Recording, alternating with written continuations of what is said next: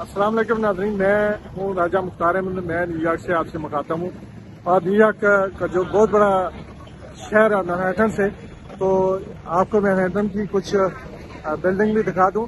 تو میرا آج کا ویڈیو کا پیغام یہ ہے کہ کل جو یہاں الیکشن ہونے جا رہے ہیں وہ الیکشن بڑے ہی خاص ہیں۔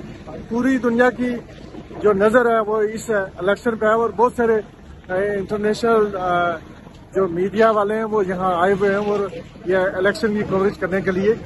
تو کل کا جو مقابلہ بہت سخت ہے کمیلا ہیرس اور ڈونلڈ ٹرمپ کے درمیان، تو دیکھتے ہیں کل کیا رزلٹ آتا ہے۔ لیکن ایک جو بات سامنے نظر آ رہی ہے کہ یہ مقابلہ جو ہے نا وہ سخت ہوگا۔ کچھ لوگ یہ کہہ رہے ہیں کہ امریکہ میں کبھی بھی عورت صدر نہیں بن سکتی اور اس کی کوئی شاید وجہ ہے اور یا اس کے پیچھے کوئی خاص وجوہات ہیں کہ عورت کو جو ہے نا وہ یہاں پریزیڈنٹ نہیں بننے دیا جاتا ہے۔ لیکن میرے خیال میں اس طرح کی کوئی وجوہات نہیں ہے۔ یہاں جو بھی الیکشن ہوتے ہیں وہ بڑے ہی فیئر ہوتے ہیں اور کل کا جو مقابلہ ہے اس کا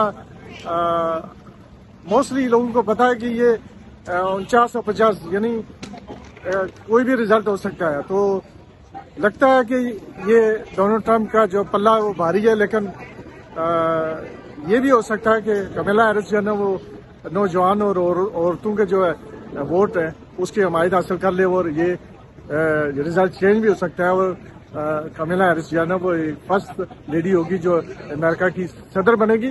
تو اس حوالے سے دیکھیں کل کا رزلٹ اور کل شام کو آپ کو پتہ چل جائے گا۔ اجازت چاہتا ہوں، اللہ حافظ۔